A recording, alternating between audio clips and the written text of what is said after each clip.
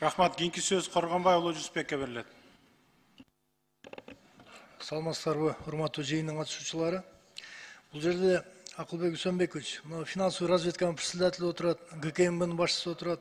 Бул казино чоң бир акчаларды отмывание кыла турган бир жол ачылып калбайбы ошого? Кандай жооп бересиздер? Өзүңүздөр билесиздер да, ошо отмыванияга каршы биз атайын уюмдардын мүчөсүбүз. Келип аткан акчанын көлөмү жана кимдер алып келип атат, алардын баары контролдо болот да. Отмывания менен иштеп аткандар, террористтер, алар биздин өлкөгө кире албайт.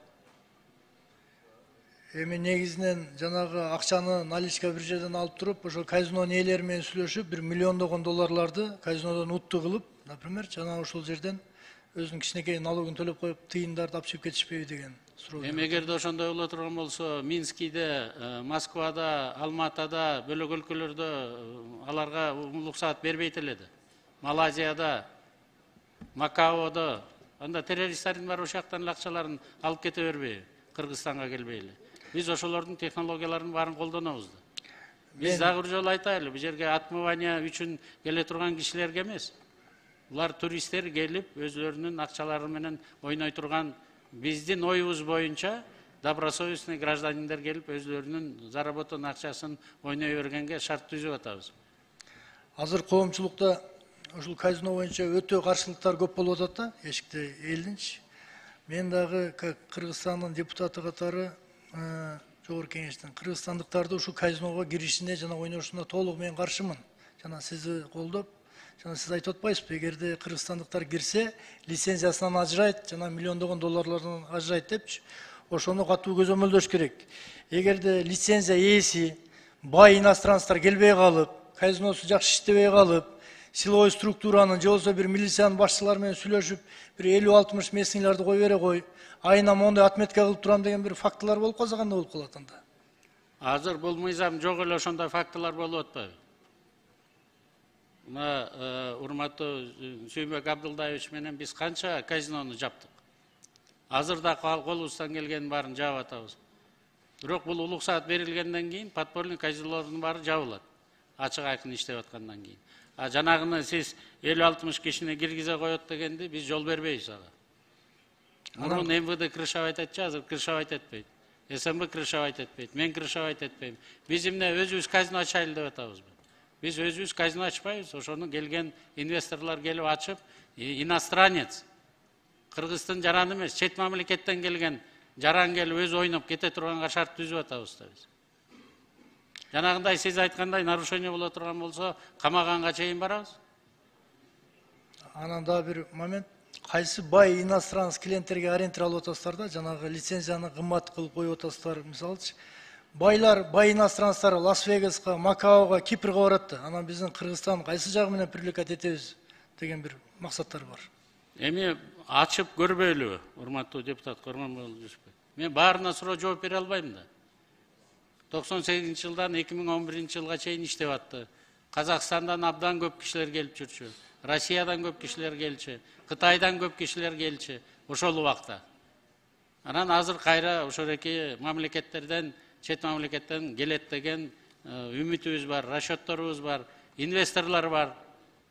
Ачабыз деген. Эгерде мыйзам уруксаат бере турган болсо. Бул казинонун айынан көптөгөн үй бүлөлөр бузулган, көптөгөн тагдырлар чабылган. Просто мен айтканым, кыргызстандыктардын, кыргыз жарандарын киришине катуу тоскоол берип, катуу көзөмөлдөш керек. Акылбек Үсөнбекович. Анан эртең ачып алгандан кийин бир тешигинен задний проходунан местныйларды киргизип, жанакындай болуп кеткен турган болгон болсо, чатак болот да.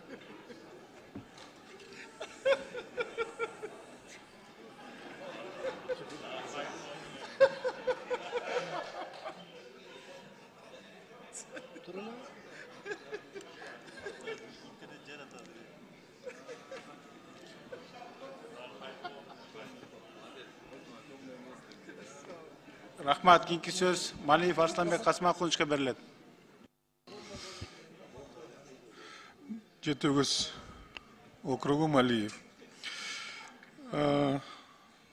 Акылбек Үсөнбекович, менде сизден өтүнүч бар. Birinciden bu mizamda men koldoyum. Ne için koldoyum?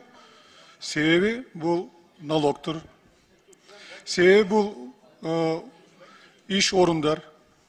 Sebebi bu iş orundarga janагы ошо казиного алып келе турган таксилер, товарлар ресторандын içindеги бизден ушу продукция өтөт. Этибиз, майыбыз, башкасы болобу, наныбыз дегендейчи. Анан ошол жерде дагы тейлеген нерселер көп, ошо казино, гостиницалар, ошо мейманканалар бардыгы кирет да ошол тарапка. Ошон үчүн мен буну колдойм. Себеби бул биздин жарандар үчүн эмес. Экинчиден бир чоң өтүнүч. Ошол түшкөн акчадан тоң менен жетөгүздүн фаптарды, мектептерди, ооруканаларды, суу сактагычтарды, маданият үйлөрдү, көпүрөлөрдү ошол казинодон түшкөн акчадан куруп бергилечи бизге. Ошо элибиз ыраазы болот силерге. Тоң менен жетөгүз эле бүт барды ыраазы болот. 99% ыраазы болот. Кийинки маселе, башкасын айтып коеюн, онлайн казино азыр деле ойноп атат, так?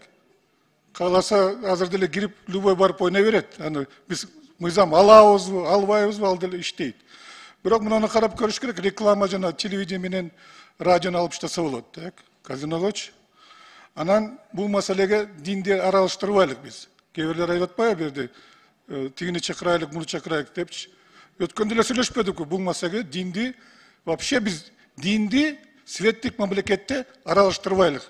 Негизи ушул бизде конституция жазылган, ошон үчүн биз конституцияны өзүбүз так катуу кармашыбыз керек. Рахмат, урматтуу Арыстанбек Касымович, мен толугу менен колдойм сизди. Өлкөдө өкмөттүн иши менен диндин иши аралашпаш керек. Мен сизди толугу менен колдойм. Bundan кийин биз дагы ушул принципти аягына чейин колдонууга аракет кылабыз. Өкмөттүк школдордо, өкмөттүк вуздарда, өкмөттүк мекемелерде өкмөттүн саясаты жүрөт. Керекпи? Бир гана стандарт болот. Частный школаларда дагы, частный вуздарда дагы Кыргыздын бир стандарттын кармабаса, анда Кыргызстанда иштегенге биз тыюу салабыз да. Муну сизди толугу менен колдойм. Бир күндө эле азыр эсеп биздикилер чыгарышты. Барга эле 500 000 сомго чейин продукт алат экен, тамак ашка 500 000 сомго чейин продукты кетет экен. Бүгүнкү алдын ала келип иштейбиз деп аткан казинолордун иштей турган казинолордун саны менен ошол жакта иштей турган биздин кишилердин санын ала турган болсок, 6 000-ден 12 000ге чейин киши иштейт деп атат да. Анан эми жумушчу орундарды дагы карашыбыз керек. Биздин өкмөттүн эң биринчи эле милдети бул жумушчу орунду түзүү. Сизге рахмат. Эми азыр буюрса акча түшсө, анан Тоңду дагы, Жетөгүздү дагы, калган 38 районду дагы караштырганга аракет кылабыз. Рахмат, кийинки сөз Атажанов Рысбек Исламовичке берилет. Рахмат, төрага, урматтуу Акылбек Үсөнбекович, мен суроо берейин дедим эле, мен кесиптештерим берди, мен жооп алдым да. Мен суроом сизге кыскача эле да. Биздин азыр мамлекет тышкы карызы канча болуп атат? Общий канча карызга батып калдык азыр? 31 декабрь 21 жылга 5 миллиард 182 миллиард сом. Доллар. 5 миллиард 182 миллион доллар. Бул карызды кантип төлөйбүз? Кандай багытта? Жакын арада кайсы мамлекеттерге беришибиз керек? Быйыл 280 миллион доллар төлөп атабыз. Жарым жыл өттү, төлөп келе атабыз. Биз дээрлик көпчүлүгүн ошол салыктан түшкөн өзүбүздүн киреше менен тейлеп атабыз. Анан могу казино боюнча биздин жарандар кирбейт дем, Кудай буйруса кирбегенге аракет кылып баарыбыз иштешибиз керек. Анан казинолорду биздин укук коргоо органдары түздөн түз барып текшергенге милдеттүүбү? Жол тоскоо болбойбу? Жеке менчик казино деп? Жок, тоскоолдук болбойт. Суроом жок мен. Сатыбалдиев Элмирза Ракевичке берилет. Рахмат. Саламатсыздарбы? Биз коом билет, мамлекет билет, бардыгыбызды айтабыз, туризм Кыргызстандын келечеги деп. Biz bizge gelgen turizmde bizge gelgen turistlerden emnege biz hukukun çekteşimiz gerek. Men aytam, kazino oyno degen bu hukuk. Makul biz özümüzün jarandары çektedik. Mıyzam menen. Çet eldik turistlerdi bu jaka kızıktırıp tartıp emnege biz alardın hukukun çekteşimiz gerek degen men özüm sura koyam. Men bu mıyzamды koldordan aldın, özüm sura berdim. Emnege men karşı çıkışım gerek men bu mıyzamga. Men bir dagы negiz tappadım. Tuura maňa aytışat, bul aram deyt. Oşol эле barga girip, arak içүү, tünü menen oyun zook kılуу, al da hukuk. Emnege аны çektebeybiz. Oşondan men aytayın mындай деп, men bul mıyzamды koldoyum. Maňa eç kандай birөө aytıp, uşunu koldogongo maňa negiz taap bere alбады. Men özüm da taap alбадым. Anan iman, tarbiya jönündө söz bolуп atat. Kazinoga girүү girбөө bul tarbiya. Demek biz özümüzün jarandarыбызды же балдарыбызды тарбиялабай болгонбуз маалында. Ыйман боюнча раматылык Чубак ажы көбүрөөк жашта болмок. Аны айткан сөздөрү менин да эсимде. Мен сыйлаган инсан. Ал айтат эле, алым болуш үчүн, кары болуш үчүн светтик билим аркылуу барыш керек. Светтик жашоо менен жетиш керек ага. Ошондуктан мен эч кимди үгүт кылганым жок. Мен бул мыйзамга макулмун.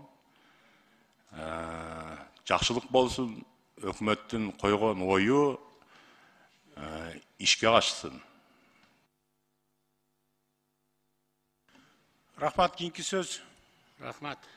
10 секунд. Рахмат дегенде сөзүм айта албай калдым болгону. Рахмат көңүл бурганыңар үчүн. Рахмат. Кийинки сөз Шакиев Нурланбек Тургунбешке берилет. Рахмат, урматтуу төрага, урматтуу депутаттар. Мен жана сөзүм башында айттым, бул маселе абдан оолуттуу, мамлекеттин келечеги үчүн, элдин келечеги үчүн деп, ошон үчүн мына ушул мыйзам долбоорунун ээси, демилгечиси, министрлер кабинетинин төрагасы Акылбек Үсенбекович өзү келип, мына депутаттардын көптөгөн суроолоруна жооп берип атат. Эми карап отурганда сиздин жоопторуңузду угуп отуруп, оңго барсам атым өлөт, солго барсам өзүм өлөт дегендей бир кызыктай жагдайды түшүндүрүп бердиңиз да, бүгүнкү күндө экономиканын абалын. Эми бүт бардыгыбыз ушу кыргыз эли, кыргыз мамлекети өнүп өссүн, жыргал заманда жашасын.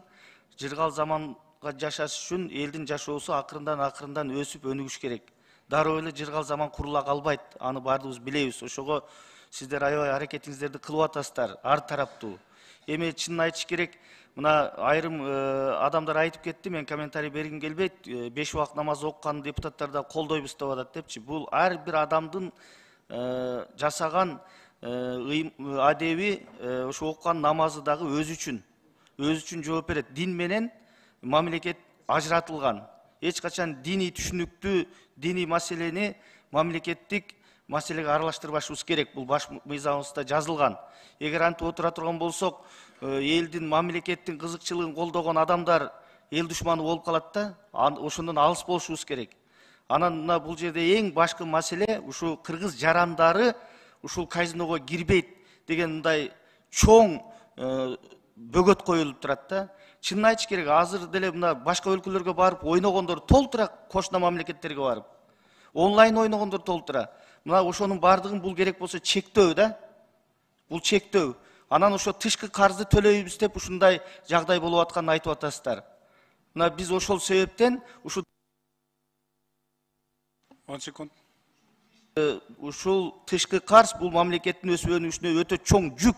Мына ошол жүктөн арылыш үчүн ушул кадамга барып атасыздар. Сөзсүз түрдө тышкы карздан биз арылышыбыз керек. Ошон үчүн мен ойлойм, биз туура түшүнүп, туура мамиле жасашыбыз. Рахмат, кийинки сөз Сулайманов Кундузбек Кошалевичке берилет. Рахмат, урматтуу төрага, урматтуу катышкандар. Акылбек Үсенбекович, мына азыр жаныңызда экономика министри отурат. Мен таң калып атканым, бардык маселеге өзүңүз жаныңызды карчырып атасыз, бюджет толтура алып атасыз. Негедир birinci okudan ötkөндөн кийин ушул экономика министриңиз бир дагы жолу ушул маселе боюнча эч жака бир үгүт иштерин кылган жок да. Бул мындай болот, моундай болот экономика деп. Мен канча жолу чакырдым ушул кеңешейин деп бир дагы жолу чыгарып звонить ете албай койдум ушунчу. Анан эми сиз айтып аткандай Садыр Нуркожоевич дагы мына элди мына зарплатасын көтөрүп атат. Биз түшүнүп атабыз баардыгынчы. Бияктагы коллегалар айтып атат, иманга туура келбейт бул депчи. Ошол зарплата деле биздин көтөрүлгөн зарплата деле биздин ушул арактан акчадан түшкөн акча болуп атабы же жок, андан да бөлүнбөй же только биз адал анан арам деп бөлөбүзбү зарплатага? Жаңы эле сүйлөштүк элек өкмөт менен динди аралаштырбай эле коелу деп. Биздин салыктар баарынан түшүп атпайбы? Туура. Арактан дагы түшүп атат. Эгерде чочко багып, чочкону сатса же чочконун этинен колбаса жасап, ошондон киреше алып атса, андан дагы алып атабыз. Биздин бюджетибизге салыктын баары закон боюнча кайсы иш болуп атса, ошонун негизинде болгон булактарынын баарынан бизге келип түшүп атат да. Бирок мен жеке оюм боюнча алар кантип адалданып калып атат. Анткени биз зарплата берип атабыз, пособие берип атабыз, пенсия берип атабыз, тышкы карызды тейлеп атабыз. Өкмөт менен парламенттин 368 000 бюджетте отурган кызматкерлердин айлыгын берип атабыз. Ошентип ал адалдашып калып атат го деген мен ой пикирим бар да. Сизге бул сөздөрдүн баарын кайталаткым келген эмес, Акылбек Үсенбекович, кечиресиз. Мына ошол сиз айтып аткан сөздөрдүн баардыгын сиздин жаныңызда отурган мүчөлөрүңүз эч кимсе айтпай атат. Мына ошондо болот. Булар деле жашта, силердей болуп, булар да биринчи жолу министр болуп атат, силер биринчи жолу депутат болуп атасыңар. Үйрөнөбүз баарыбыздан эле. Эми үйрөнгөнчөктү биякта мына акыбалыңызды көрүп атасыз го. Ошон үчүн кадрларыңызды туурактан да саңылдык эле сизге тилек арткыбыз келет. Конечно, элди багуу, элди жыргалсыз жашоо алып келүү силердин милдетиңер. Ошон үчүн айла жоктон алып келип атасыңар. Бюджет толтурабыз деп атасыңар. Анан мына жогоруда коллегаларыбыз айткандай, айла жоктон барып аткан иш да булчу. Болбосо башка чөтөргөн булактар болсо, конечно, жакшы эле болмок. Но бирок муну менен токтоп калбай, дагы башка жактан изденге аракет кылыш керек. Ошол жана мен айтып аткан министрлер иштеш керек бул боюнча. Кайсы жактан издесек болот, дагы тапсак болот деп. Рахмат. Түмөнбаев Акылбек Тогузбаевичке берилет. Рахмат, Талант Турдумаматович.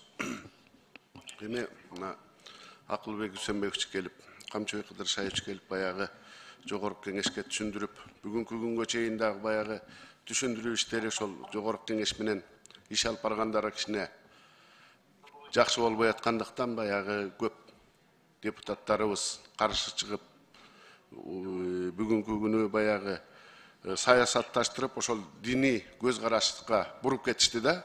Ошол арабызда ошол диний баягы намаз окуп, 5 маал окубагандары дагы бар, өздөрүнүн баягы саясатта очко топтойбуз дегендери бар. Ушул эме менен саясатташылып кетти Акылбек Үсенбекович. Ошондуктан бүгүнкү күнү кичине ар кандай эки ача көз караш болуп калды. Эми мына келип жакшы түшүндүрүп берип, жакшы өзүңүздөрдүн ойду айтып, ошол мамлекетибиз Кыргыз мамлекети Кытай мамлекетине 4 миллиард 200 000 доллар карыз, андан бөлөк дагы карыздарыбыз бар. Ошол кыргыз жарандары кирбейт деп кепилдик берип атасыздар. Мына Камчыбек Кыдыршаевич да өзү түшүндүрүп жакшы айтып кетти. Оборудованияларды алып келдик. Биз кепилдик беребиз, кирбейт кыргыз жарандары деп.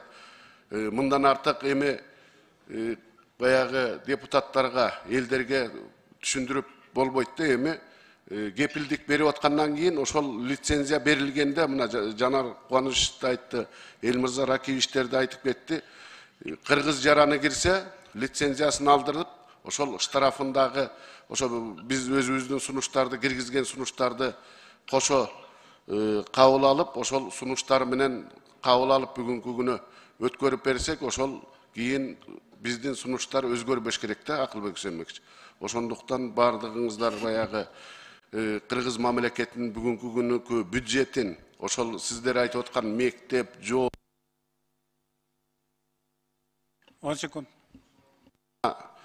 Каражат табалы деп аракет кылып атасыздар. Эми баягы өкмөт менен депутаттар эки жаат болбой, ошол бүгүнкү күнү колдоп өткөрүп, ошону мамлекетке бир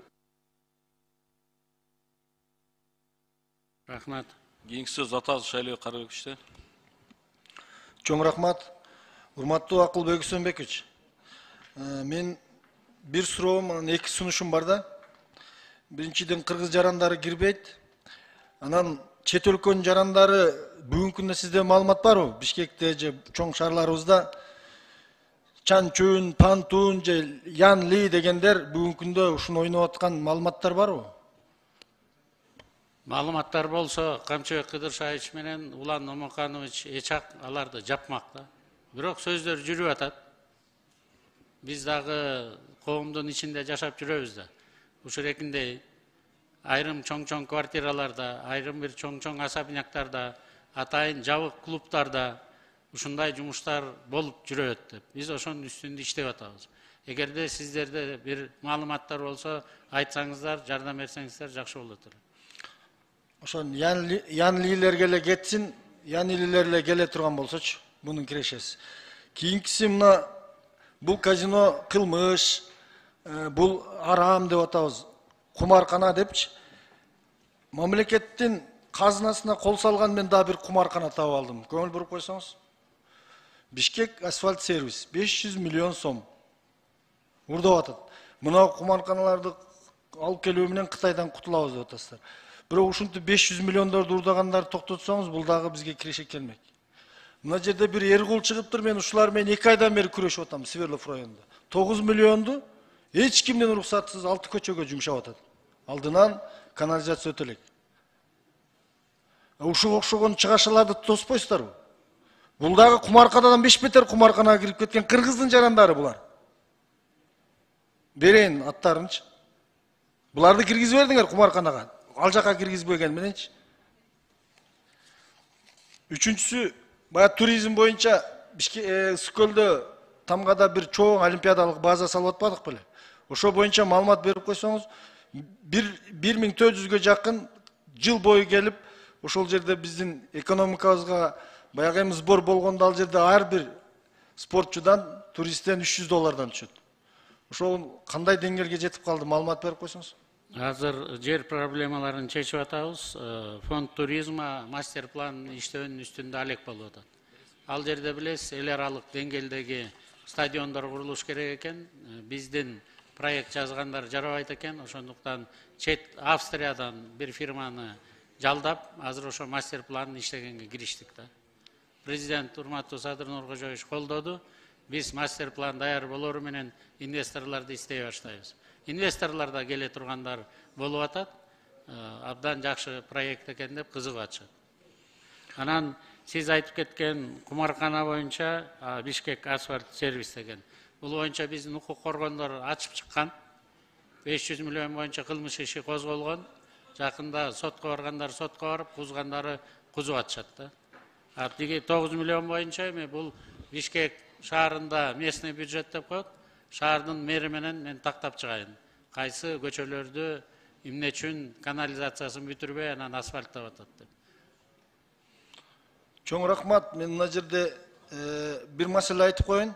Мамлекеттик саясатты ишке ашырууда ошол вазир жакшы, хан жакшы дейт. Министрлериңиз жакшы иштеп берсе, жакшы чечимдерди кабыл алууда бир талкуулап, элге жеткирип анан кабыл аларда бизге да жеңил болот да. Анан мамлекетибиздин башчысы ушул өнүктүрөйүн деп, анан укук органдары Камчы Кыдыршаевич баш 10 секунд. Биз бул жактан киреше табабыз деп атат, бирок өзүбүздө бюджетти урдаган урларды дагы токтотуп, дагы ишти күчөтүп беришиңиздерди сурайт элем. Рахмат. Чыгарабыз. Экинчиден, баятан бери 2-3 жолу айтып атасыз. Тияк карасам ыйлаймын, бияк карасам күлөм деп. Ыйлабаңда, күлбөңдөгүн бербей эле коюңуз сиз добушуңузду. Ладно? Пожалуйста. Баятан бери 2 жолу ушундай айтып атасыздар. Давайте вот конкретно определять этиңиз, ыйлабаңыздагы өзүңүзгө кыйынчылык келтирбеңиз.